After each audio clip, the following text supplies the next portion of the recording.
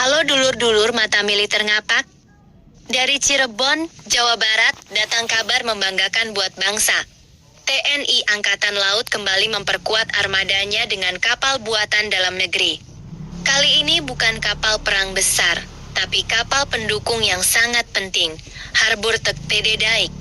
Walaupun bentuknya kecil, tapi perannya luar biasa besar. Yuk, kita bedah spesifikasi dan kemampuannya. Pada Jumat 20 Juni tahun 2005 bertempat di galangan PT Dok Bahari, Nusantara, Cirebon, TNI AL resmi menerima kapal Harbor Tug bernama TD Daik.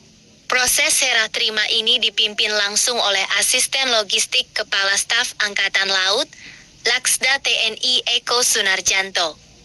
TD Daik bukan kapal biasa. Kapal ini dirancang khusus untuk membantu kru saat keluar dan masuk pelabuhan. Dengan bentuknya yang kompak tapi tangguh, TD Daik akan memperkuat pangkalan TNI AL, terutama di Lantamal M4 Batam, wilayah strategis di jalur Selat Malaka. Nah, sekarang kita bahas spesifikasinya ya. TD Daik punya panjang 30 meter, lebar 12 meter, dan tinggi 5,1 meter.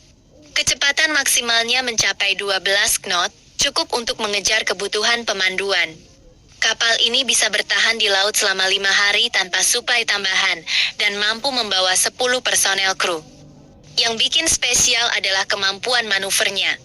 Dengan sistem Azimuth Stern Drive, TD Daik bisa bermanuver 360 derajat, bisa berputar di tempat tanpa perlu ruang banyak. Ini sangat penting buat operasi di pelabuhan yang sempit atau saat memandu kapal besar. Dan yang enggak kalah penting, bollard pull-nya mencapai 42 ton. Artinya, kapal ini sanggup menarik kapal besar, bahkan kru fregat sekalipun. Ruang kemudinya juga didesain dengan sudut pandang 360 derajat, buat memastikan navigasi yang aman dan presisi saat mendampingi kapal perang manuver. Tapi tunggu dulu, kapal ini bukan cuma penarik kapal.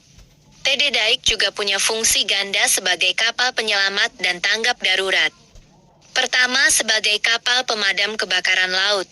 TD Daik dilengkapi sistem firefighting dengan kapasitas 600 meter kubik per jam, dan bisa menyemprot sejauh 120 meter. Firefightingnya pakai independent engine drive, jadi tetap bisa jalan walaupun mesin utama bermasalah. Kedua, kapal ini bisa membantu jika terjadi tumpahan minyak di laut.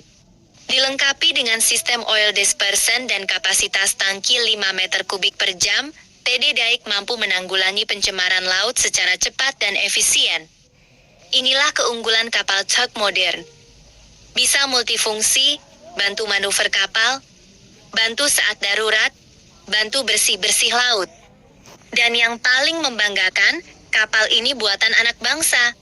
Dibuat oleh PT Dok Bahari Nusantara sebagai bagian dari program P3DN, peningkatan penggunaan produk dalam negeri. Kepala Staf Angkatan Laut, Laksamana TNI Dr. Muhammad Ali, menegaskan bahwa TNI AL kini berkomitmen mengurangi ketergantungan pada alutsista impor. Dengan makin banyaknya kapal buatan lokal seperti TD Daik, Indonesia tidak hanya memperkuat armadanya, tapi juga mendorong kemandirian industri pertahanan nasional.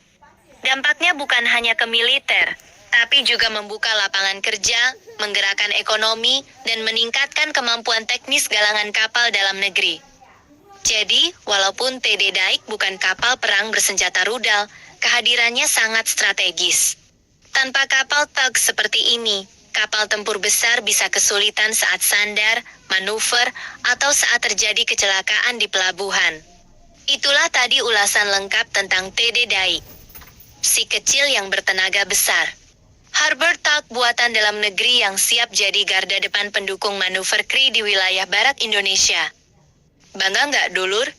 Jangan lupa, tulis pendapatmu di kolom komentar, dan kalau kamu suka konten-konten militer seperti ini, klik like, share, dan subscribe channel Mata Militer Ngapak.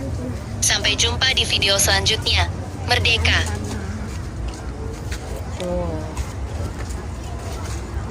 Cepet, Mon.